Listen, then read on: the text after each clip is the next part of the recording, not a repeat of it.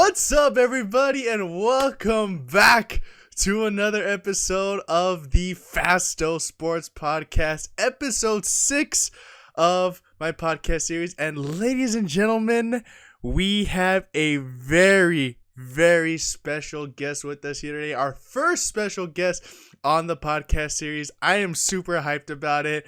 And ladies and gentlemen, please give a round of applause as we introduce Sam Schmidt, ladies and gentlemen. How's it going, Wallow? How's it going, Sam, buddy? How are you doing today?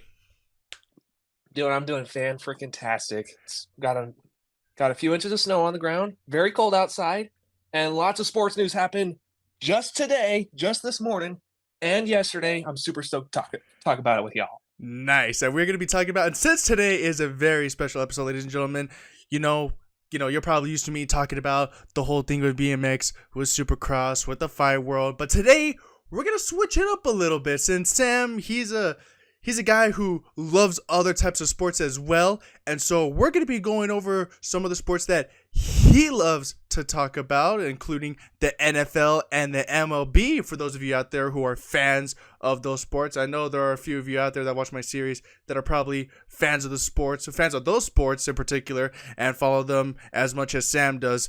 But up first, let's introduce Sam Schmidt, ladies and gentlemen. So Sam, why don't you just, introduce yourself to the crowd, tell them about, what sports you like, what sports you have competed in, and, so on and so forth.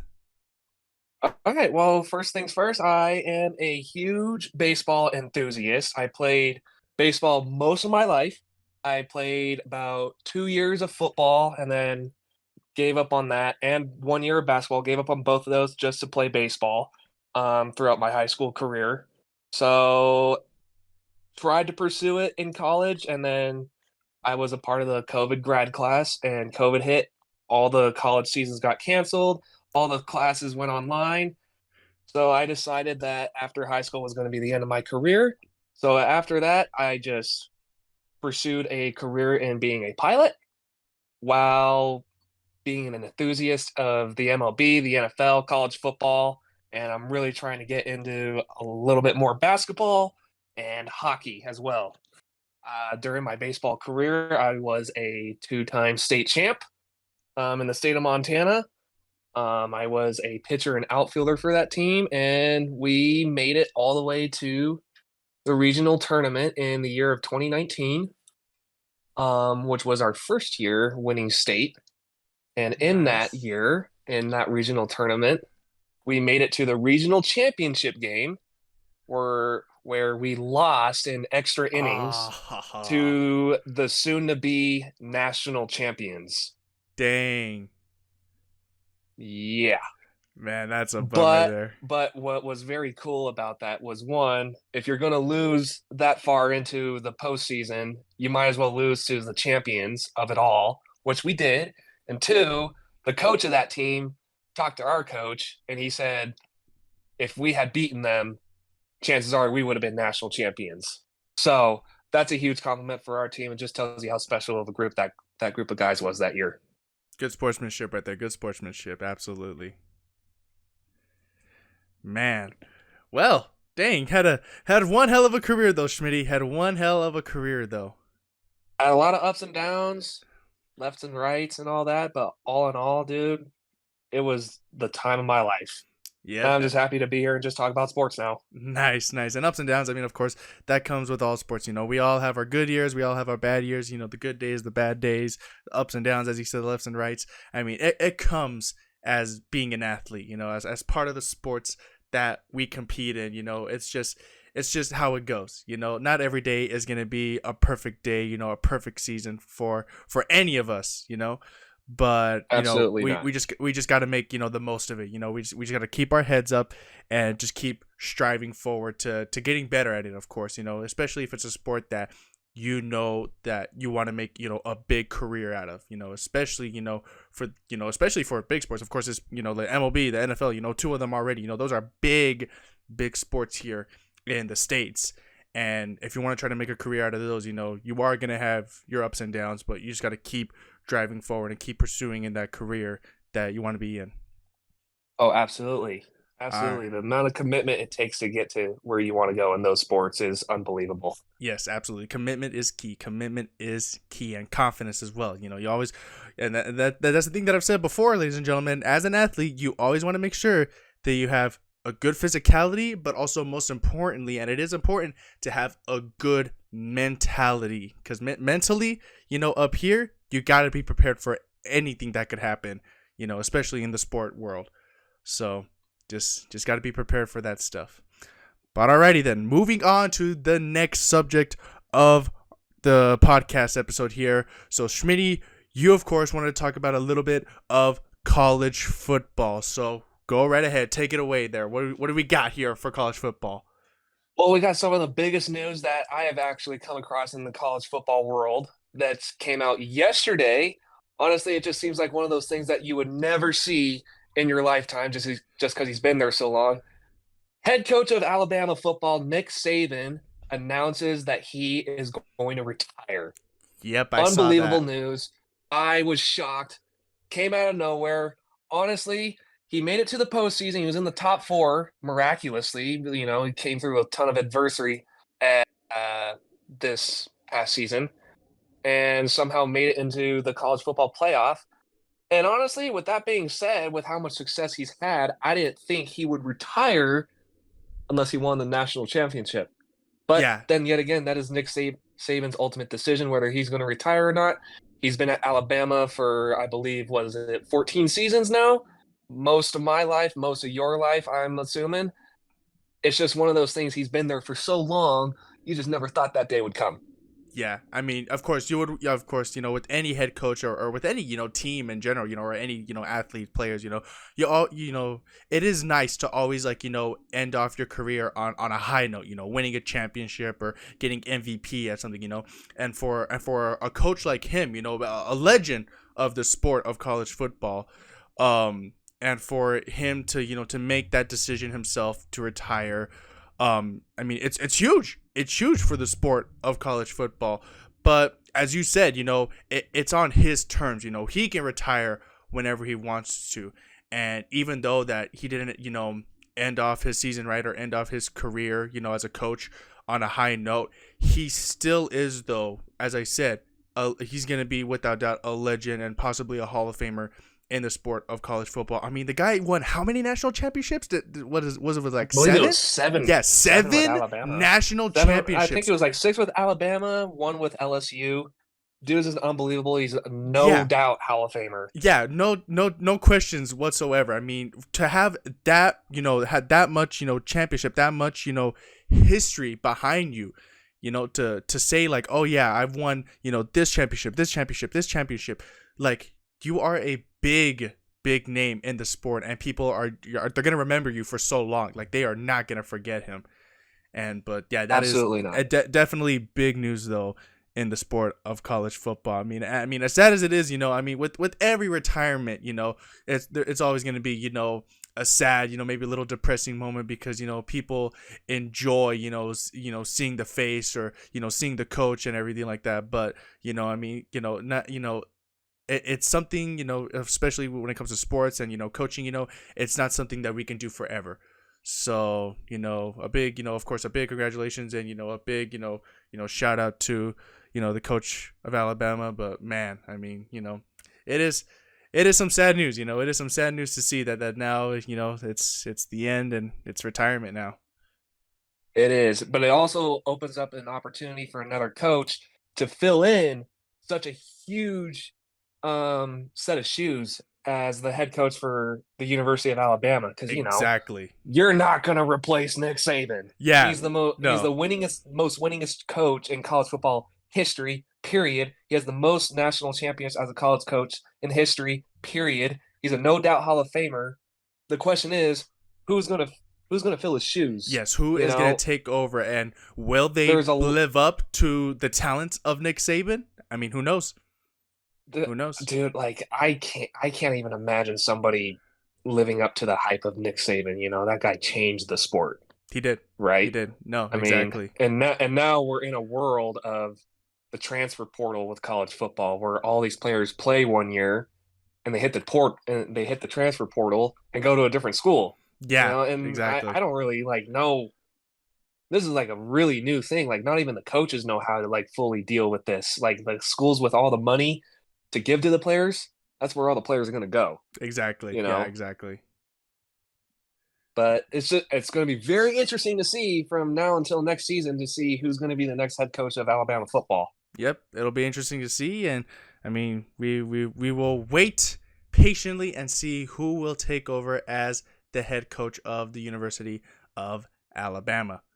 So, that is that with college football news there. Moving on to the next subject of this podcast episode, we have, of course, continuing on with the theme of football, we have the NFL playoffs, ladies and gentlemen. That is right. The NFL playoffs, of course, are here, and the brackets, of course, the games have been set. So, starting off here with the AFC football teams here, of course, they are ranked based on how well they played during the regular season. So, of course, in the AFC bracket, if you want to say, so ranked number 1 over there is the Baltimore Ravens. On top there, they get a bye when it comes to the wild card games there. Number 2 rank is the Buffalo Bills. Number 3 ranked is the Kansas City Chiefs there. Number 4 ranked is the Houston Texans. Ranked number 5 is the Cleveland Browns. Ranked number 6 is the Miami Dolphins. And ranked number 7 there is the Pittsburgh Steelers. What do you think of the rankings there, Schmitty? I believe, honestly, with the Bills at the number 2 seed, it's kind of a shocker that they even got there in general. Because if you look at the beginning of the season and how they started off, they were struggling. They didn't look like a playoff team. They didn't play like a playoff team whatsoever, let alone the 2 seed in that conference. But I believe it was after week 7, I want to say, they fired one of their coaches. I believe it was their offensive coordinator who they fired. I think I did see that. I believe I did see that on the news. Yes. And from that point on, the Bills just looked like a brand new team. Man. They let loose Josh Allen. They let him do what Josh Allen does, which is run the ball and just plow through guys. Dude is a beast when he runs the ball. He could throw the ball, but he tends to throw it to the other team a little more often than other quarterbacks do. So that's a big downfall of him. On the very much upside of Josh Allen, he throws a lot of touchdowns and runs for a lot of touchdowns, right? And now he's Yeah. got James Cook as his running back, as his lead back for the Buffalo Bills, who is just come out of freaking nowhere and dominating the offensive front for the Buffalo Bills. He when the Dallas Cowboys came to Buffalo, I am a Dallas fan, so I was a little heartbroken by this game. James Cook just ran through the stellar Dallas defense. Like Dang. it was not even close. Not even Wow. close. So watching the Buffalo Bills from that point to from when they fired their coach to how they got here is just absolutely unbelievable. They were put in a position where they could either get the 2 seed or completely miss the playoffs, Yeah. Wow. which was nuts. The Crazy. NFL fan base Crazy. thought that Crazy. was the craziest thing they'd ever seen. Yeah. I didn't catch any like really of the beginning of the season for the NFL. Like I didn't catch really any of the games at all. But as from what I'm hearing from you, so the Bills didn't really have the best start to the season at all, but yet somehow managed to make a great like comeback with this to end up on the number 2 seed for the playoffs for the AFC. It was essentially they had to win out. Yeah, they just Like had to just keep damn, winning and winning and winning. it was dang close to them needing to win out to even make the playoffs. Wow. I think they lost one game, which was to Philadelphia, if I'm not mistaken. Mm. And that was a close game. That was a very close game. It was a fun game to watch. I was going for Buffalo, obviously, because I'm a Dallas fan. I absolutely cheer for the downfall of Philadelphia, but Philly did come up. But Philly did come out on top of that game. But with other things falling into place for Buffalo, it kept them in the race. So helping them out to make it to where they are was basically winning out from that point on. And that's what they did. Buffalo absolutely came up clutch to get into the position to where they are now. and they just look like a absolute Super Bowl caliber team for sure. I will give it to them. I'm going to give them all the credit they deserve. I like Buffalo. There's no reason to hate Buffalo. I got Buffalo going pretty dang deep into this playoff bracket. All right, all right. Well, you heard it here first, ladies and gentlemen, from Sam Schmidt. So we will see what happens with the Buffalo Bills as we go into the playoff games here. And now, next up, is going to be the NFC rankings or the NFC brackets. For the NFC teams that have made it to the playoff rounds here. So, number 1 seed here for the NFC is the San Francisco 49ers. The number 2 seed is the Dallas Cowboys. Your team there, Schmidt. Seed number 3, the Detroit Lions. Seed number 4, the Tampa Bay Buccaneers. Seed number 5 is the Philadelphia Eagles. Excuse me there. Seed number 6, or rank number 6, the Los Angeles Rams. And seed number 7, the Green Bay Packers. So your team there, Schmitty. Seed number 2, the Dallas Cowboys. All you Dallas Cowboys fans out there, go ahead, start cheering, hype up. But what do you think about there? What do you think about that, Schmitty? The rankings there, or the seeds? Another interesting seeding for the NFC here with Philadelphia literally having every opportunity in their hands to clinch the NFC East, but with them absolutely failing to do any of that, losing 5 of their last 6 games of the season, and Dallas coming in clutch and taking advantage of their failure. Dallas comes up on top of the NFC East, giving them home field advantage at the 2 seed throughout the playoffs, unless they face San Francisco in the Nationals in the NFC Championship game, of course. Mm-hmm. So, with that being said, I love it. I love to see Dallas have home field advantage. They were undefeated this season at home. Their their score differentials between points scored and points scored against, unreal at AT&T Stadium down in Dallas. Nice. They look like a unstoppable team when they play in Dallas. Their defense is good. As a Dallas fan, we were all completely worried about them having to potentially play on the road because all of their losses this season were on the road, obviously, since they were undefeated at home. But whenever they played on the road, they didn't look like the team that they are at home. They look like they struggle. They look like frauds. I will even admit that. And there's still speculation that Dallas might be frauds per se. They dominate all these teams at home. They go away and they struggle. Calling your own team frauds? Dude, I'm just saying it as it is. I'm just saying they have to prove themselves when it matters most, which is the playoffs this weekend from when this episode is recorded, of course.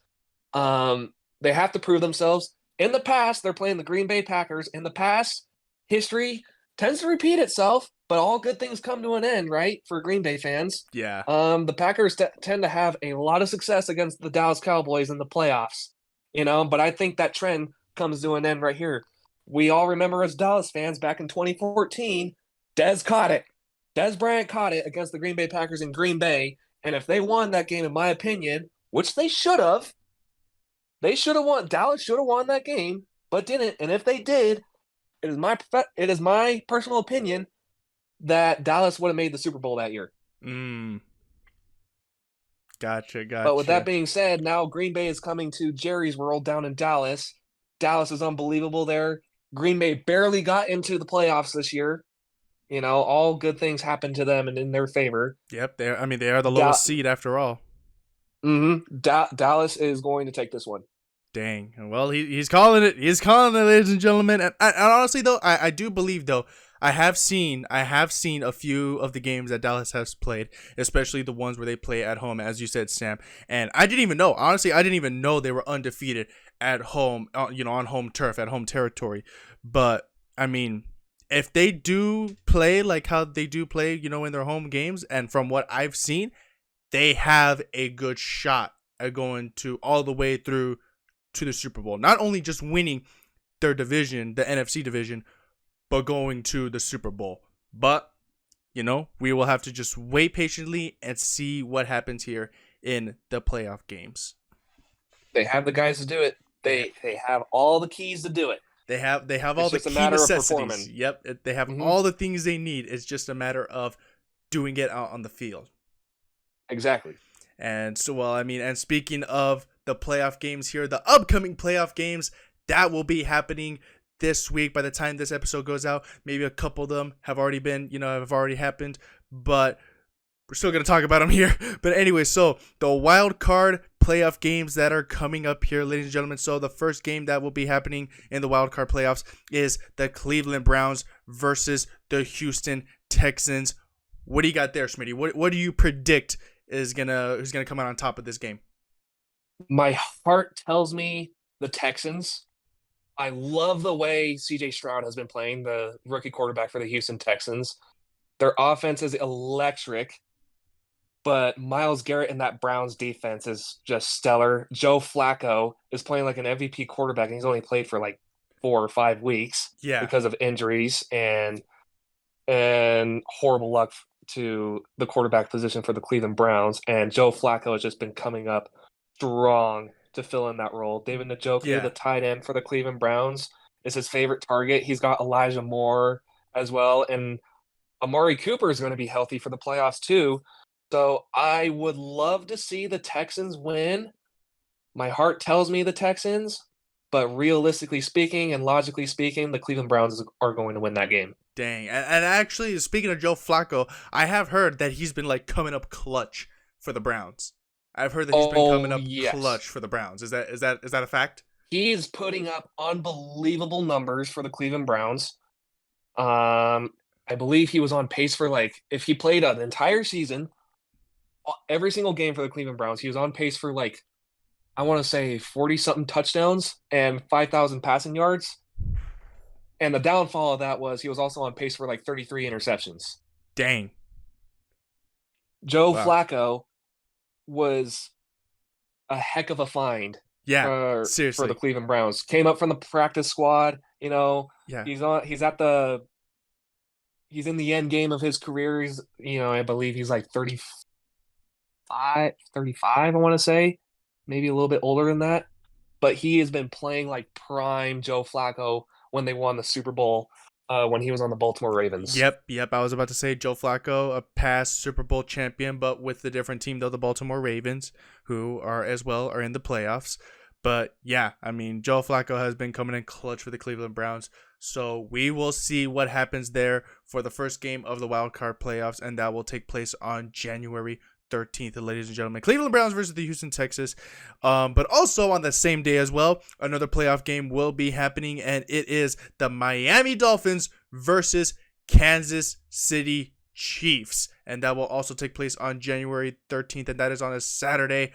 What do you got for that game, Schmitty? Who do you got there? I love the Dolphins. However, this game is being played in Kansas City at Arrowhead Stadium. The Ooh. temperatures are set to be very cold that game. And Mm. the quarterback for the Dolphins, Tua Tagovailoa, I can't even pronounce his last name. I struggle with it. So I just call him Tua. He struggles in cold weather games. He has yet to win a game when the temperatures are below what was it? 15 degrees Fahrenheit. Oh my And God. the game is set to be 10 degrees Fahrenheit Oh, in Kansas City. ho, ho, ho, ho. It's He gonna is be Owen. cold. He has no wins, 4 losses. Um, and Kansas City is a tough team to beat at Yes. home at Yes. Arrowhead Stadium in cold weather for sure. Mm-hmm. And this is playoff Patrick Mahomes and Travis Kelce and all that. This is Yep. playoff Kansas Yep. City, who are a little bit of a different team in the playoffs than they are in the regular season. I want to say this entire season and how Kansas City played overall throughout the season was a fluke.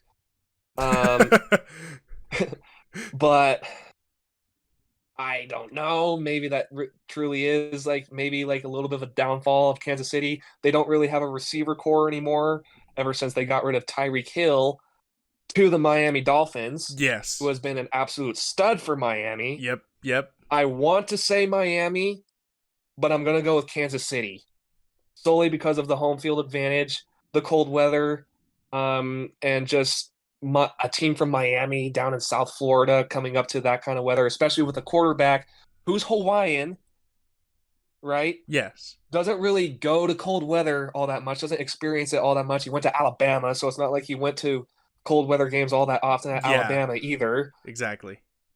I just don't think the conditions favor Tua and the Miami Dolphins. He hasn't really proven himself in those kind of conditions. And, you know, I think the Kansas City defense is going to step up their game against Tua and Tyreek Hill and the Miami Dolphins.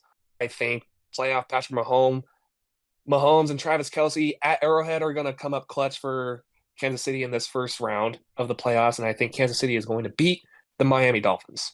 Yep, yep. I do believe as well that, with the whole weather situation, and plus, I mean, it's a whole home game for the Kansas City Chiefs. So basically, they have the advantage heading into this game, and everyone's going to, of course, have their back. But I honestly think it's going to be an interesting game. I honestly think it's going to be interesting and a very close game, in my opinion. But you never know. You never know. With the game, with any sport and with football, anything can happen, in each of these games.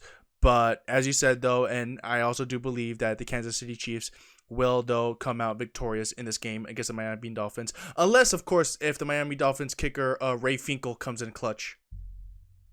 Absolutely. I mean, Kansas City is only 4.5 point favorites at home in those conditions against Miami. The over under in total points scored is 44. So it could be an offensive game. It could be a defensive game. It all depends on how well that each offense handles the cold conditions.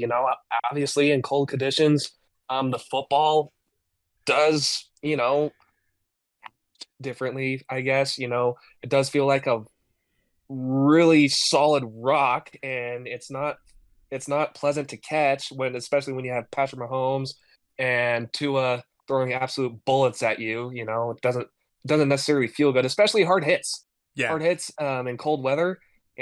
That's a whole different game. Yeah, So definitely. we'll see. I do think it will be a good game. I'm not saying that Kansas City is going to absolutely blow out Miami. I do think Miami absolutely has a chance to win, but I do think Kansas City will come out victorious overall in the end.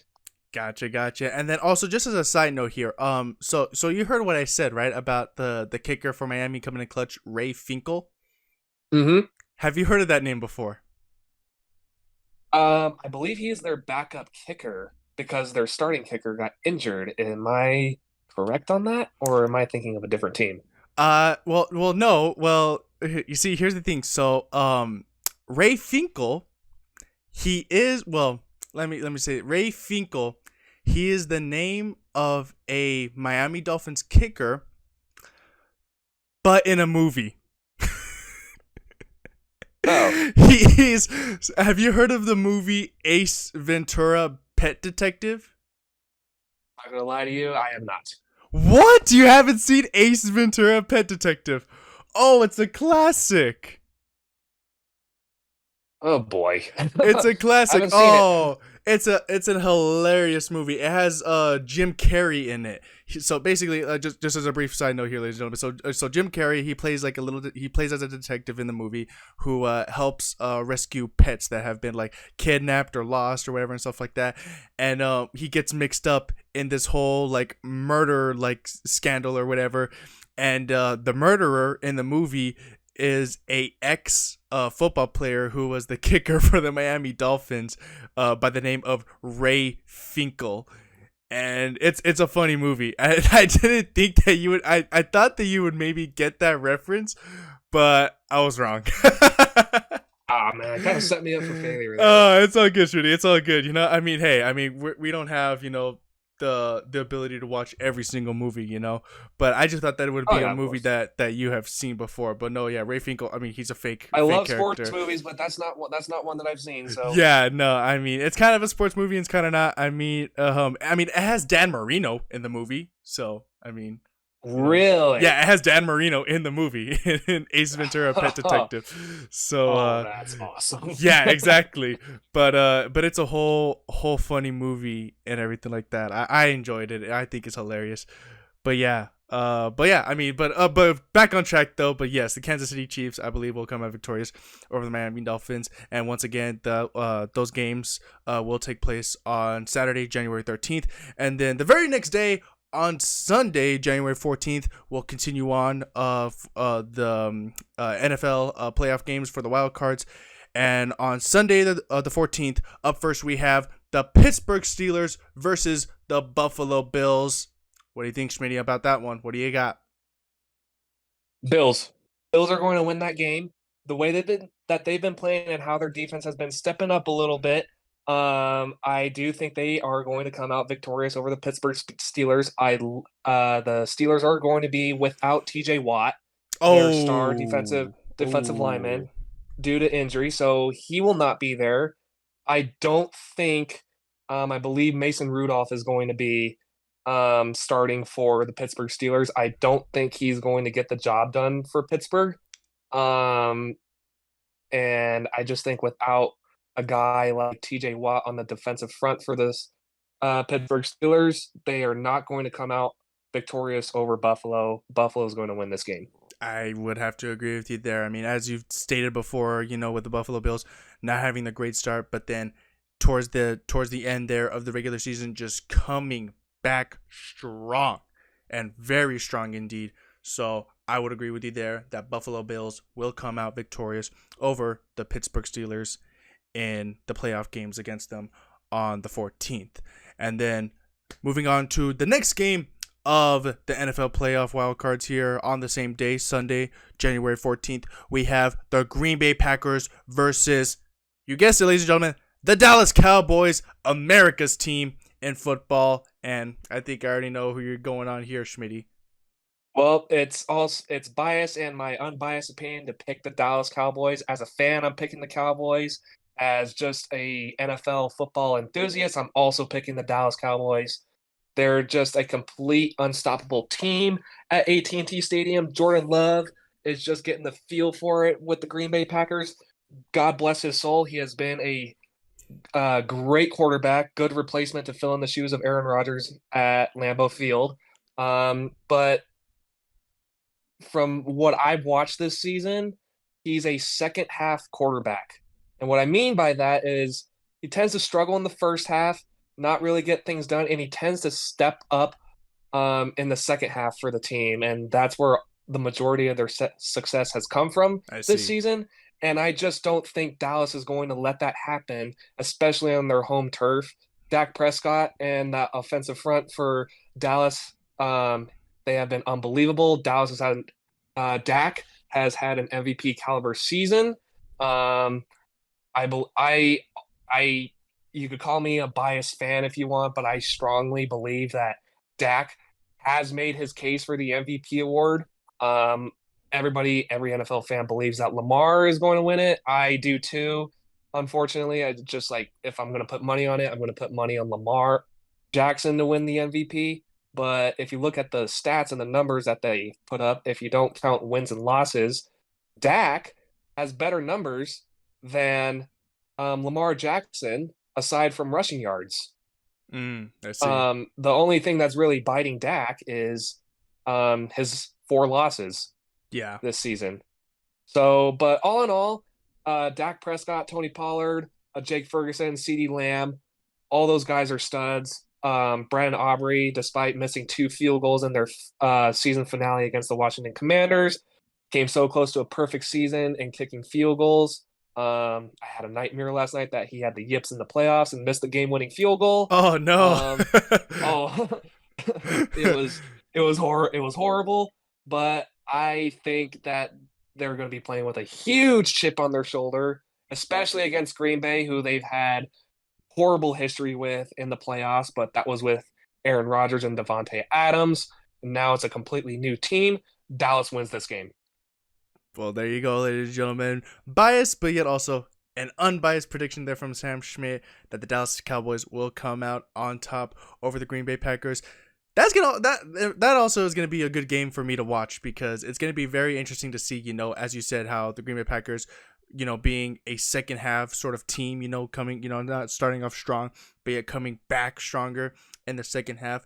But seeing how the Dallas Cowboys have played so far this season, from what I've seen so far, how the Dallas Cowboys have played, and they look good. Dak Prescott has been looking great so far this season, and I do believe as well that the Cowboys will be coming out on top. Just barely, though. Just barely. I feel like this one is as well as going to be a very close game that's going to come all the way down to almost like the final play of the game, being the game winner there. But I do believe that the Dallas Cowboys, having the home field advantage, they're going to come out on top over the Green Bay Packers. And so with that, Well, okay, go ahead. Yeah, in my opinion, with you saying it's going to be a close game, I sure as heck hope that's not the case. I I hope Dallas absolutely squashes them as a fan, but being realistic here, I think Dallas wins by I would give them 10-14. 10-14. Two Okay, possession game. I think they'll win by 2 possessions. I was gonna say if Dallas plays good, I would see the score, like the gap between them. I would see it being between 10 to 12 points of a difference. 10 to 12 points. That's what I see. I think it's going to be a 2-possession game. I sure as heck hope it's not a very close game. I hope Dallas absolutely mops the floor with them. But then yet again, being realistic here, I think Dallas wins by 2 possessions. Gotcha. Well, we will have to wait and see until that playoff game, and that takes place once again, ladies and gentlemen, on Sunday, January 14th. I'm excited to see that one there. And then moving on, of course, the next game we have on the NFL playoff wildcards here, we have the Los Angeles Rams versus the Detroit Lions. This one is also going to be an interesting one to watch. What do you think about it, Schmitty? What do you got on this? Dude, this is if I'm going to parlay every single playoff game, every single first round playoff game from the AFC games to the NFC games, this is honestly the one game where I am actually very nervous about. Obviously, the game is going to be played in Detroit. Detroit has been stellar this year. I do think Jared Goff has been their biggest liability offensively. Then yet again, he's not even that much of a liability. He does have a problem of either throwing an interception or dropping the ball for a fumble. But other than that, they got Jahmyr Gibbs, stellar rookie running back, and David Montgomery, very deadly dual threat at the running back position. They do have Amon-Ra St. Brown at the receiver position, and that guy is consistently stellar as a receiver. And now rookie Sam Laporta at tight end has been a huge replacement for TJ Hawkinson, who went over to the Minnesota Vikings. LA Rams are full of young talent as well. This is going to be an offensive shootout, in my opinion. But I'm going to go with, you heard it here first, I think LA is going to upset the Lions in Detroit. I was going to say as well, you know what? As much as, I've heard about the Detroit Lions playing well, I don't know why, but my gut is telling me that the Rams are going to come out on top. I don't know what it is. I don't know. The Rams have been a sleeper team, dude. Yeah, like I don't know what it is. Maybe it's just because they've been past Super Bowl champions, or they've just had one of the weirdest seasons so far. But I just got that. I don't know why. It's just that feeling. It's just that weird feeling that some people get, and I have it right now. I have that weird feeling that the Rams are gonna come out on top over the Detroit Lions here in the playoffs. They are only 3-point underdogs. 3-point underdogs. Dang. The Lions are 3-point favorites in Detroit, and I absolutely do believe the Rams can get it done. It is in Detroit, so home field advantage is most definitely not in their favor. Mm-hmm. But I think with how explosive their offense has been, I think the Rams are going to upset the Lions, but I do think this is going to be a great game. One possession game. I think it's going to be a good game too, an interesting one to watch, but once again, we will have to wait and see what happens there on Sunday the 14th. And then, of course, that is it actually for the Sunday games. And then we still got one more playoff game on Monday, January 15th, and that is between the Philadelphia Eagles versus the Tampa Bay Buccaneers. I don't know. I don't know what to say about that one. Maybe take over from there. What do you think? Well, with the Eagles losing 5 of their last 6 games in the regular season, me being a Cowboys fan, hooray to that. Like, I'm super stoked about that. But then, as a guy who watches football, week by week, I'm just like saying there's no way that they let that happen back to back weeks. Jalen Hurts, Jason Kelsey under center, AJ Brown, Devontae Smith, and DeAndre Swift, and especially with their defense. Darius Slayton. Um, you just expect more out of the Philadelphia Eagles, and you don't see them as a team losing 5 of their last 6 against what I called throughout that stretch high school teams that they absolutely should have beat and crushed. They Dang. lost to the Commanders, they lost to Arizona, they lost. Did they lose to the Commanders? I believe they did. They lost to the Giants. Their only win through that stretch was against the Giants. They played the Giants in like a span of 3 weeks, which I absolutely hated once I saw the schedule. Hmm. But they dropped 5 of their last 6. Tampa Bay and Baker Mayfield, statistically, he's been better than Jalen Hurts this season. Jalen Hurts has more touchdowns solely because he winds up on the 1 yard line more often than any team in the NFL. So they just do the brotherly shove and push Jalen Hurts into the end zone, which is why he has so many touchdowns under his belt. Hmm. Jalen Hurts tends to turn over the ball a lot. He is a good passer. I'll give him that. And last time I watched him play, he had kind of a messed up knee, so he was kind of like laying low on the amount of times he actually runs the ball. This is actually tough for me to predict solely because like I'm ready for Philadelphia to just like figure it out, Yeah. especially because it's the playoffs now. And then yet again, this is being played in Tampa Bay. I like how Tampa Bay plays. I do and don't like the way Tampa Bay plays football, but I think in the end, Philadelphia will win this game. Okay. You think so? I do think so. You think they're gonna turn around because so like right now, as you said, I don't think like they're going to crush Tampa Bay though. yeah, but as you were saying though, right now though, things are not looking so good for the Philadelphia Eagles though, since they lost the last 5 games pretty much is what you said. Mm-hmm. They're not looking too hot, but I mean like I said, in the sport world, anything can change, anything can happen. So you think that they're gonna like turn it around? They're gonna basically just I get think they're prepared. going to start. I think they're going to start to figure things out. I think this game isn't going to fully uh, for Philly. I don't think this game is going to fully turn things around in Philly's favor. I think it's going to begin to start turning things around for Philly.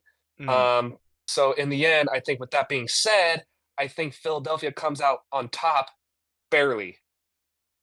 barely just gonna come out on top. You think they're just gonna like they're gonna reset, flip the switch, and then come out on top over the Buccaneers? Essentially, yes, they Essentially, will. But I don't think they'll fully have things turned around. yeah. So with that being said, They'll obviously just the winner of this barely, game is going to play the winner of this game will play the 1 seed San Francisco in San yeah, Francisco. in San Francisco. They're not beating San Francisco. There's no way. There's no way. There's not a chance. No. It is inevitable that they're gonna Either lose. either team is not beating San Francisco. Yeah, it's basically you're saying that it is inevitable that no matter what, whoever wins this game, they're not gonna beat the 49ers. Absolutely not. Man, well, I mean, we'll see, we'll see. But honestly, for this game, the Eagles versus the Buccaneers, I honestly think that the Buccaneers are gonna come out on top. I honestly I would think like that to see that. I honestly think that the I Buccaneers. would love to I see that. honestly think that the Buccaneers will come out on top because for me, I feel like the Buccaneers are one of those teams where when it comes to the playoffs, they kind of up it up a notch. They kind of like they not that they flip the script, but that they just take it to another level and they play twice as hard, twice as accurate.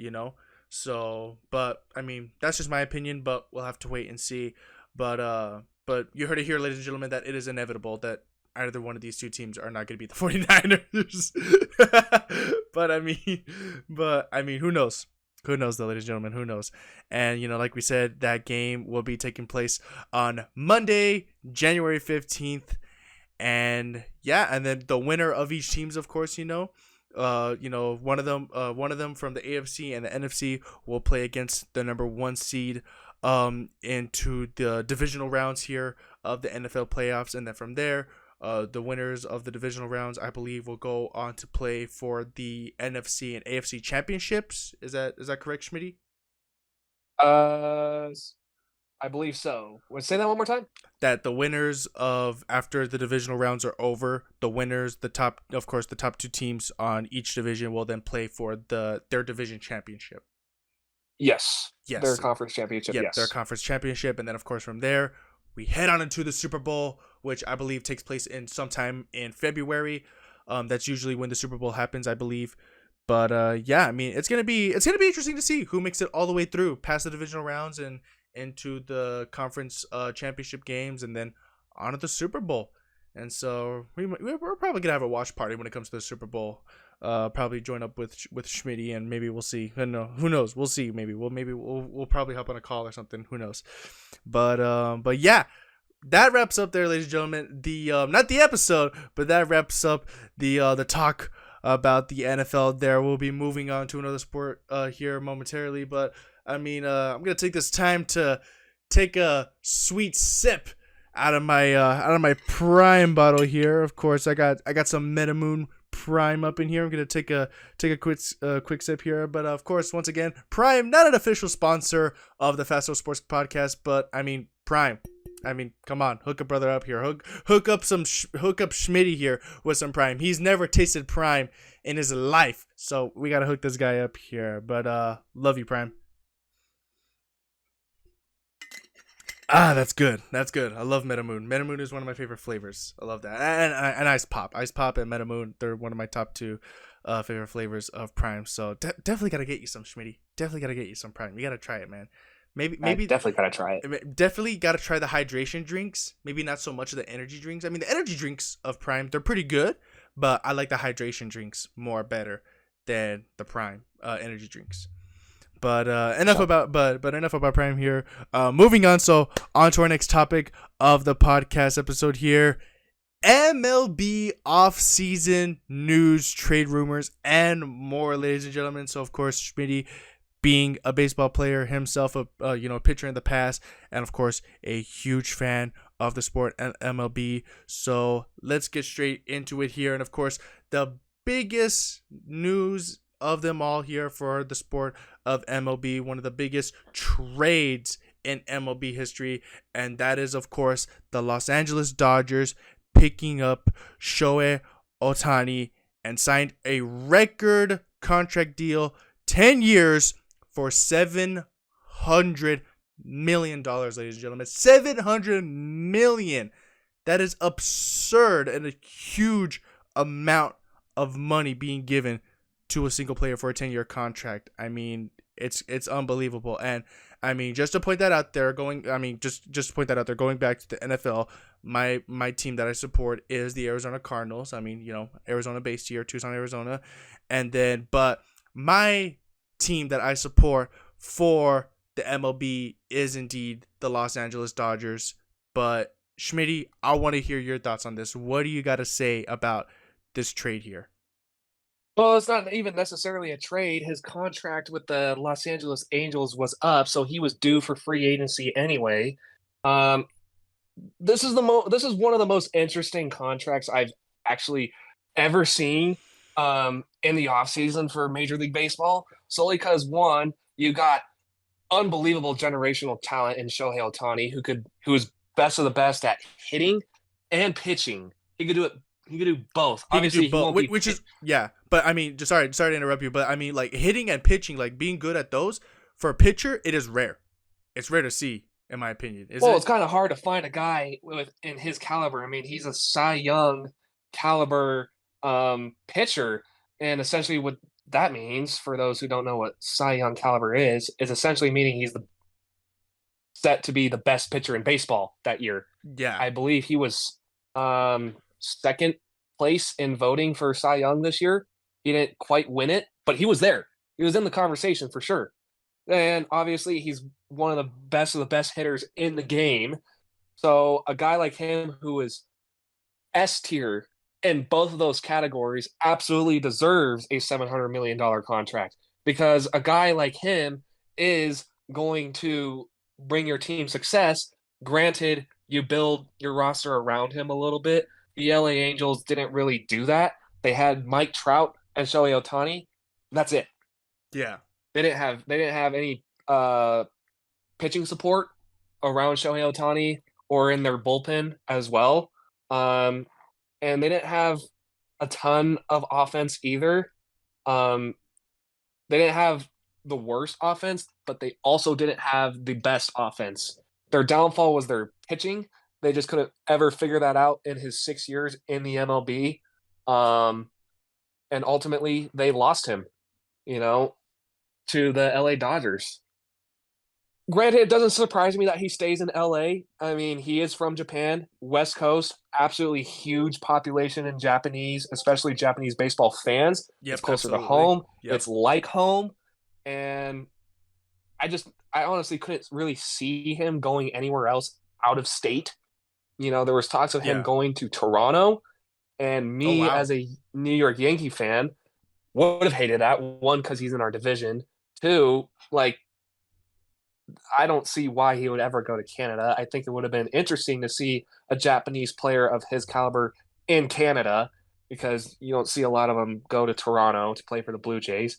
But then yet again, he ends up signing a 10-year, $700 million contract with the LA Dodgers. Every fan was absolutely stunned by how much money they offered him. I don't Yeah. think they were expecting 700 million. I think they were expecting a Absolutely little bit not. No. closer to 500 to 600 million, and then they see a big seven in front of two zeros, Yeah. um, and they're just stunned. Yeah. No. And everybody's like, Absolutely. "Wow, they're really going to pay the Dodgers seven? They're going to pay Shohei Ohtani 70 million for 10 years."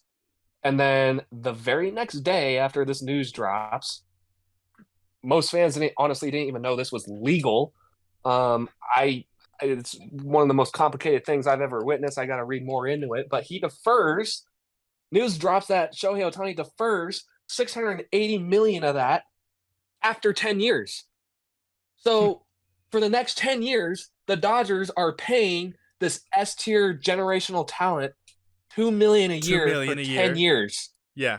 For 10 years. And then they owe him 680 million for a set After the amount of 10 years. years Yeah.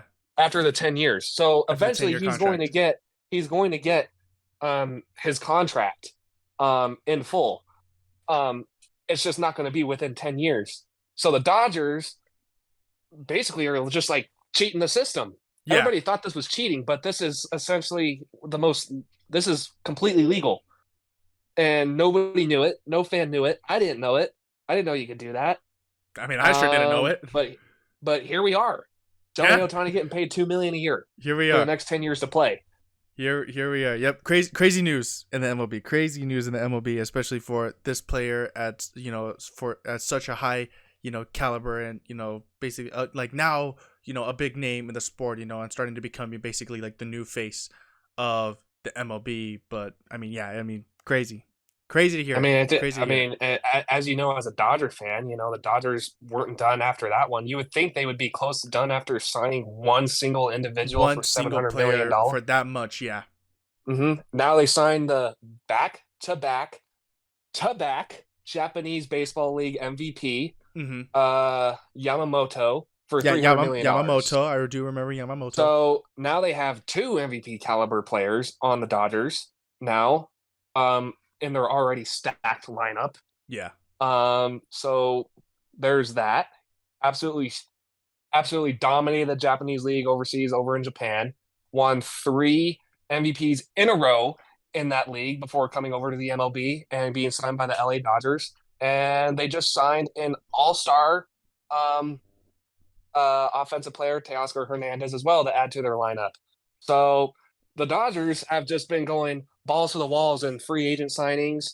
I think they are absolutely sick and tired of having this reputation the past bunch of years of having 100+ win seasons and then choking in the playoffs Yeah, to no, I mean, 80 win teams. yeah, You no, know, seriously, don't get me started on that. Seriously, no, oh, I just but like as an outsider, like watching, I'm sure the fans are completely pissed off about that. They have oh, all the key ingredients to get another World Series in LA, at mm-hmm, Dodger Stadium, and I think they're sick and tired of it. I think the owner for the Dodgers, is saying money isn't an object. We're bringing everybody we can, and we're making sure we win the World Series this year. Pretty much. I think going into the season, the Dodgers are without a doubt going to be favored to win the World Series. Yeah. Oh, for sure, for sure. We're pretty much. I think now the Dodgers are like now up there for when it comes to winning the World Series. But I mean, as you said though in the past, us being so good in the regular season, so many wins, and then as soon as it comes to the playoffs, we just all of a sudden, just go down the drain and we just lose it all. So yeah, but I mean, hopefully, with now picking up these new players, especially Shohei Otani, that it changes. But I mean, I think things are bound to change at and I Dodger hope so, Stadium this year and for I sure. hope so. I hope so. I mean, they have been Yamamoto and Otani for whatever club they've been playing for, whether it's the Japanese league or the LA Angels. They have been consistently good, Yeah. consistently. Granted, they stay healthy. Um, I think without a doubt the Dodgers are going to win over 100 games this season. They already have a stacked lineup, and Hmm. adding Teoscar Hernandez, Yamamoto, and Otani only benefits them that much more. I think they are going to win. You heard it here first. I think they're going to win 109 games this season. Dang, and that's a good number, and that's a good number of wins. That is very very good number. So, I I like that prediction you got there. I like that prediction right there. But we'll have to wait and see until the MLB season starts once again. But yeah, I mean, already like I said, big news there, big news for the Dodgers. I've never been to a Dodgers game. Never been to a Dodgers game, but that is on my bucket list. You've never been to a Dodger I've game? never been to a Dodgers game, but that is on my bucket list. I've always wanted to go to a Dodgers game. I've been to a few Diamondback, baseball games and in which they have played against the Dodgers. But I've never been to an actual Dodgers game, in home Dodger turf Stadium is something, and bro. I've Dodger been there a few Stadium. times. Yeah, and I've always wanted to go there. I've always wanted to go, and I mean, who knows? Hopefully, maybe this year I'll be able to go to a game. I do have family that lives up Take there in California, so hey, I may be able to go up over there, say hi, stay the night, and then go and watch a game. So we'll see. We'll ticket see price is though. not going to stop you. Yeah, pretty much. Yeah, nah. I mean, I will go no matter what. I will save up for tickets and I will go to a game. I don't care where I sit. I just want to see a game. But then so after that, moving on to more MLB news here. You wrote this down, Schmitty, so I'm gonna have you take it away from here. So what do you got for us?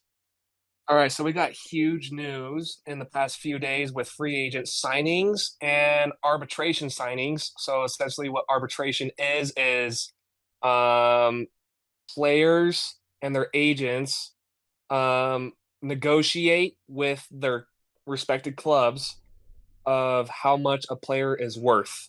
They kind of negotiate the salaries based on how much they believe they are worth to the club, and the club essentially counters like what they believe is their worth, and obviously they kind of meet in the middle. A huge one is Shane Bieber for the Cleveland Guardians. Obviously, a lot of teams really wanted to acquire Shane Bieber to add to their starting pitching rotation. I know the New York Yankees were in on him because they were looking to add on to their starting rotation. They are still in on a bunch of other players as well. I'll get into that a little bit more. But Shane Bieber avoids arbitration with the Cleveland Guardians and signs a $13.125 million deal with Cleveland. He will be a Cleveland Guardian next season. He is off the list of the New York Yankees amongst other teams to add to their roster. Dang. Dang. 13.15 million. I mean, or 125 million, excuse me. I mean, still a good amount. Still a good amount of money there. I mean, hey, That's a I really mean, good amount. that is a really good amount. I believe it was a 1 year deal, especially for a pitcher Okay. of his caliber. He is a Cy Young caliber pitcher. He could absolutely win Cy Young. Obviously, last season, going 6 wins and 6 losses, was kind of a fluke year, but the dude has a ton of upside in regards to what he could throw. He's got nasty stuff and he throws heat. So Ooh, he's got heaters. he, oh yeah. He's got heaters. So I love hearing that. he could absolutely be a Cy Young caliber pitcher. Last year was kind of a fluke season. It wasn't even like necessarily a horrible season. He still has 60 wins and 32 losses under his belt in his entire career. So he's got almost double the amount of losses, which is really good for a pitcher of his caliber. Um, but he will be a Cleveland Guardian next season. I kind of wish he was potentially going to the Yankees. I'm not necessarily pissed off that the Yankees missed out on him. I do know that they, as a Yankee fan, I do know that they are in on other players as well. Um, so I'm not necessarily pissed off about Shane Bieber staying in Cleveland. Man, well, I mean, for a deal like that to happen for him, and as you said, I mean, and from what I've heard, he's got the talent and he's got the skills to be, one of the best pitchers in the MLB. So, for him to get a deal like that, I mean, it's good for him. It's good for him, and a good signing for the Cleveland Guardians. Absolutely, it is a great signing. I mean, he in his Cy Young year, he did win a Cy Young, and at one point, what year was it? I believe it was 2020, 2020. Yeah, 2020. In that kind of like fluke year, as a lot of MLB Yeah. fans say it, solely because they didn't play as many games. Mm-hmm. He did win the Cy Young award, and he did win the Triple Crown that year, which is essentially meaning he led the league in earned run average, strikeouts, and what's the third one? I can't remember the third stat in the Triple Crown for pitchers. But the dude was an absolute stud um, that year. Dang. Even though it was a shorter season and it was COVID, I mean, people Yeah. call it a fluke year, but dude was consistently good. Yeah. He was consistently good that year. So I do think this is a great thing for Cleveland that they are keeping Shane Bieber on their roster. They have a very young, talented team. I believe they are, in regards to average age, the youngest team in the MLB, and they were a playoff team last year. Yeah, they were a playoff team last year. I do remember they were indeed a playoff team last year. So we will have to wait and see once again and when the season starts and see how the Cleveland Guardians fare off this upcoming season. And then, well, we got more news here, Smitty. What else do we got? Well, we got other guys like so not a ton of other signings that really like catch the eye of the MLB fan base, but we are I would say like on the edge of our seats just to see what happens. We got guys like Jordan Hicks, who is a reliever for the St. Louis Cardinals, who has one of the nastiest sinkers that you'll ever see. It's kind of like a fastball that really dives in Yeah. away from the pitcher's throwing hand. Mm-hmm. So this guy throws triple digits. He's got some nasty stuff. He did have a very off season last year, especially as a reliever. Um, we got guys like Blake Snell, who just won the National League Cy Young Award. It Mm. was his second Cy Young Award. He is a free agent. Um, and he has expressed interest in going to the New York Yankees. He Oh. is a former Tampa Bay Ray, who are rivals with the Yankees. They are in the same division, Yep. but he has expressed interest in joining the American League Cy Young Award winner Garrett Cole in the starting rotation for the Yankees. And as a Yankee fan, I would love this. The Yankees have spent $0 on free agency this season. Obviously, they did acquire young superstar Juan Soto in a massive blockbuster trade earlier in the offseason. Every Yankee fan was pretty damn pleased with that. So adding, obviously, the Yankees are just now kind of going for other free agents in regards to pitching. They are in on Jordan Hicks and Blake Snell. I will say we got other free agents who are not pitchers like Cody Bellinger. Hey, Cody Uh, Bellinger. Cody Bellinger, I'm sure as a Dodger fan, you kind of miss him, right? Because his Yeah. first year out of LA, he Yep. kind of goes back to his MVP caliber season. Yep. Exactly. He was in the top 10 voting for MVP this year. He did win a Silver Slugger, had Yeah. a heck of a Yes. year Silver Slugger Award. Yep. hitting wise this year. Mm-hmm. He had a heck of a year. So it's kind of interesting to see if he'll stay in Chicago or if he'll go somewhere else. I do Yeah. hear that there are talks potentially of bringing him back to LA. I Oh, think really? every Dodger fan would be fine and dandy with I'd that. be happy with that if he comes back. I mean, he just wasn't the same after he won the MVP in 2019. He had a Hmm. heck of a year that year in Yeah. regards to batting average and on base percentage. He absolutely deserved that MVP award. And then after that, completely fell off the face of the earth. Like he just completely forgot how to be an offensive player. Yeah. Leaves LA, goes to Chicago this past season, Hmm. and goes back to his old ways, batting 307 with on base percentage of 356. Um, I'm surprised Chicago hasn't really made an offer to keep him. I haven't heard of an offer of Chicago keeping him. So it just makes me curious to see like where he'll wind up. I know the Yeah. Yankees are interested in him. I Mm. think he'll thrive at Yankee Stadium in what is in Yankee Stadium, which is nicknamed the short porch for Mm. its very short dimensions per se. Yeah. Especially the right field fence, which absolutely favors left-handed hitters. I know the Yankees really wanted Juan Soto because of his left-handed bat. I think adding Cody Bellinger only benefits Cody Bellinger in regards to offensive stats, and adding another lefty bat in the Yankees lineup. But with that being said, the Yankees have been a lot of talk lately, and they haven't been really walking the walk. Yeah. So I'm very curious to see what they'll do. I mean, money is no object to Brian Cashman, Hal Steinbrenner, the owner of the Yankees. Um, but then yet again, they haven't really been making any moves in regards to free agency. Yeah. Um, but I do anticipate a lot of huge moves here around the league happening pretty darn soon in regards to guys like Blake Snell and Cody Bellinger, who are at the moment, in my opinion, the most anticipated free agents on the market right now in Major League Baseball. Yeah, big news. Big news for free agents, big news there. And so we will wait to see, what moves will be made, between, team owners and, who will they pick up, And as you said, the Yankees, they say they got the money, they're doing all the talking, but they ain't doing the walking. They ain't making the moves though. But I mean, hey, it may be a last minute thing. They may be trying to, talk about, contract deals if they do pick up, these players. Trying to figure things out. So maybe we'll see. Maybe it is a little bit about money. But I'm not one to say. I don't know as much. Maybe you do, Schmitty. But we will have to, wait and see. What goes on with these free agents in the MLB right before the season starts. Oh, anticipate some huge things happening here in the next few days. I wouldn't even say weeks. I would say few days. I Few would say pretty days. soon.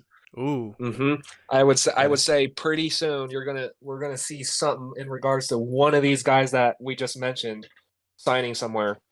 I'll have to keep an eye on the ESPN news channel to see what goes on there with the MLB free agents there. But I believe that Absolutely. right there, ladies and gentlemen, wraps up our talk for the MLB. And I mean, this episode has gone on for a good while. But is there anything else, Schmitty? Before we end it, is there anything else that you would like to talk about with me? Anything else that sports wise you would like to talk about?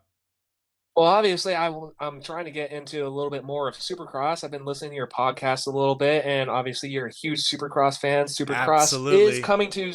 is going to San Francisco this weekend. I will be Mm-hmm. watching that. I'm sure you are too. Oh, I'm absolutely. curious to hear your thoughts on it. Absolutely. Absolutely. I will be watching. I can never miss a supercross race. And yeah, I mean, of course, I don't know if you saw what happened last week in Schmitty. Maybe you saw the highlights. I'm not 100% sure here, but of course, last weekend was round one of the Supercross series for the Super Motocross World Championships. And for the 250s, of course, you got RJ Hampshire. And for those of you that, of course, are new to the sport of super motocross, or don't know what the difference is between 250 and 450s, that is the CC of the bikes, or the engines, if you will. And so the 250s, they are much of a smaller bike, less power than a 450 bike does.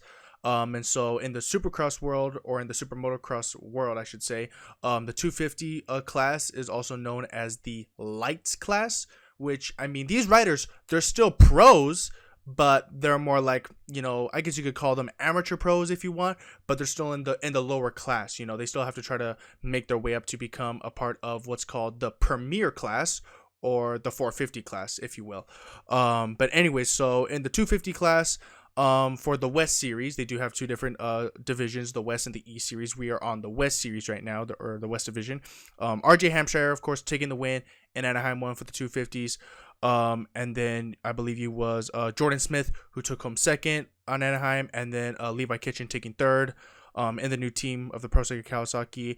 And in my opinion, being a fan of the sport and stuff like that, I believe that the 250 East division will be a little bit more exciting than the 250 West division. Not to say that the 250 West division doesn't have big talent and big names, because they do, but I just got a feeling that it's going to be one of those divisions, one of those series where if any one of these riders gets out in front, if they get the whole shot and take the lead, then it's just going to be smooth sailing for them. They're not going to make any mistakes at all. And it's not going to be so much of an entertaining series to watch for the 250 West. Meanwhile, for the 250 East, I mean, you have your reigning and defending 250 Super Motocross champion, Hayden Deegan, who is making his return to the 250 East Series. And, I predict that he was going to win himself his first Supercross title in the East Division. And of course, we still have other big names in the East Series. Chance Hymas, who rides for Honda, he's making his debut in Supercross. And you have other big names as well that are going to be joining in on the 250 East Coast Series. But I just got a feeling that it's going to be as more exciting as it is.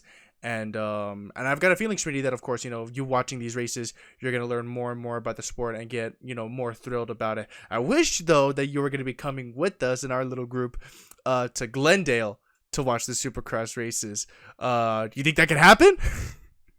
Oh, I promise you, one day I'll end up at a Supercross race, whether it's in Salt Lake City for the championship, or Anaheim, or in Glendale. Yeah, no, definitely. But I promise you, one day I will go to a Supercross event. Definitely. And the day that you go, I will be there with you to join you and share the excitement as well. And of course, if you need any help and talk you through with the sport, I would absolutely do so to help that with you. And then of course, continuing on, we have the 450, the premier class. Jet Lawrence, I predicted he was going to take the win, and Anaheim won. And he does exactly just that, basically leading from wire to wire, getting the whole shot, and wins the 450 main event. Taking second, of course, was Jason Anderson, a rider who, last season didn't perform his best. I did not see Jason Anderson, being himself, riding as well. But taking second, after a little battle with Cooper Webb, who ended up, going down towards the, the late ends of the race, but still managed to, take second place of the night, which is still really good for him and the team. And then, of course, Chase Sexton, who I saw in an interview, he said that, he wasn't feeling very comfortable on the bike that night. It was just a little bit of a tricky track for him. Wish he could have, performed better, but he's still happy, managing to, get on the podium, get on the box and take a third. So, he's still, up there, when it comes to the title chase, and unfortunately, is not going to have the red plate, which signifies that you are the points leader of the series. That red plate will now be given over to Jet Lawrence, who will carry the red plate when it comes to San Francisco this Saturday for round number 2 of the Supercross Championships. And I mean, I don't know. I predict for the 250 race in San Francisco, I predict that it will actually be a new winner in San Francisco, a new face that will win his first race in this series. And I believe, and this is a wild card name, I believe this is going to be a wild card name to win this. I believe. So it's not Cooper Webb. What? No, for 250s. For 250s. This is the lower class. Oh, for 250s. For 250s. Can I guess? Yes, go ahead. Oh, boy. Levi Kitchen? Ooh, close. I believe it's going to be his teammate, Max Volan, who will come out on top and win the 250 race in San Francisco. Max Volan, I mean, he looked good on the bike when we were in Anaheim. He looked very good, I thought. And I believe... he got a top 5 finish in the 250s. Yes, he did. And I believe that if he does well with his starts, that, because he's got the skill. He's got the speed. I know that Max Volan has that. It's just a matter of just getting the start. That is crucial when it comes to supercross races. Yes, you could have a bad start and still make your way through back of the pack and come on top to win the race. But it is harder for these 250 riders to do that. That is why getting a start is key. And I believe that if Max Vohland can somehow manage to get a good start here in San Francisco, he will come out with the win here. And I predict that Max Vohland will come out on top in San Francisco. And then, do you have any predictions, Schmitty, for that class, for the 250s? Honestly, I mean, my opinion is probably not very valid. I'm just getting into the sport, but I Mm-hmm. mean, you got Max Vohland, who had one of the faster lap times. You know, I believe it was the fourth fastest lap time, if During I'm not qualifying in mistaken. A1, I believe it was. Yep. Overall, in the main event, though, he is fast on the bike. Kind of a wild card um, name to be thrown out there to actually win the 250 class in San Francisco. Mm-hmm. Um, Honestly, I'm just throwing a guess. I got nothing to really back up my statement, so I'm just going to throw a wild card out there and go with my original guess for your guess is Levi Kitchen winning the 250 class in the main event in San Francisco this weekend. Levi Kitchen wins. And and there's nothing wrong with that statement, with that guess. I mean, Levi Kitchen, of course, did battle it out in Anaheim to get third on the podium, and I mean, he had the fastest qualifying lap time. During qualifying in A1, he had the fastest lap time out of all the riders in the 250 class. So again, he's got the speed, he's got the skill. It's just a matter of getting that start, and Levi Kitchen can do that. He has the skills and all the necessities needed to win, a supercross race. So, but we will have to wait and see this Saturday when the 250 main goes down, or if any drama happens, But then, meanwhile, for the 450 class, I predict once again, ladies and gentlemen. Now, I know I might be tooting my horn here early, but I do predict that once again, Jet Lawrence is going to come out on top and win the 450 main event in San Francisco. I like Jet Lawrence. I like him as a person. He is a great rider. He is a very, very good rider. Talented on the bike. One of the greatest young talents to ever ride a dirt bike. And to rip through a motocross, supercross track. But I predict that he's gonna come out on top winning. I mean, he's just too fast and too good on that Honda. I mean, he's really good. Do I want to see someone else win? Yes, absolutely. I definitely want to see someone else win this 450 main event. But being realistic, looking at the stats, seeing, who's got the faster lap times, who can stay consistent the most, it's Jet Lawrence. It is all Jet Lawrence. And I predict that once again, he will come out on top winning the 450 main event in San Francisco. Schmitty, do you got someone else in mind, or are you gonna back up my call there? Well, I'm gonna kind of back up your call there. I mean, us and the guys have been talking about that Jet Lawrence just like knows how to ride a dirt bike, right? Mm-hmm. And just refuses to lose. He's way too damn fast at racing at Supercross and all that. So with that being said, I'm kind of interested to hear what you have to say about this. Let's say Jet Lawrence doesn't win. Who do you think has the best chance of beating Jet Lawrence this weekend in San Francisco? If Jet Lawrence doesn't win, if he doesn't win, the other rider that I have who will potentially win the San Francisco main event, I think Sexton will do it. I think Chase Sexton. That's what I was thinking. I think Chase Sexton, he will figure his stuff out. I'm pretty sure right now, as we're talking through this episode, or by the time this episode comes out, I'm sure he's over there at the KTM, training facility, riding on the test track, ripping through the track, getting himself, mentally prepared and physically prepared, on the bike and getting ready for this San Francisco, race this weekend. And I mean, I don't know if you've seen the track yet, Schmitty, but I looked at the track yesterday, and there are, in my opinion, there are two key rhythm sections of the track. As soon as the gate drops, you're gonna make a left-hander turn, a sweeping left, and already you're being thrown into two huge rhythm sections that are gonna be key parts of the track. Because if you cannot find a fast line or a big line through these rhythm sections, then you're going to lose this race. You're going to lose positions. And I know that Chase Sexton has the skills and the ability to hit big lines. And I got a feeling if he could find those lines, then he will have fast lap times and he'll be able to come out on top and beat Jet Lawrence in this 450 main event. So Chase Sexton has the best chance to beat Jet Lawrence. For me personally, I was thinking the same thing, Chase Sexton, or if anything else, I was thinking Cooper Webb. Cooper Webb. Oh, I mean, I would like to see Cooper Webb on top of the box right now. I mean, like I said, I'm a big Cooper Webb fan. I loved it when he switched over from Yamaha, to Red Bull KTM. I mean, Red Bull KTM is, in my opinion, my favorite. I mean, well, not my opinion, but it is my, favorite factory team. Because of past Supercross champion Ryan Dungey, who is my all-time favorite Supercross rider. I mean, I have a signed number plate of him. I have his Wheatie box that he was on. Being the first Supercross rider to ever be on a Wheaties box.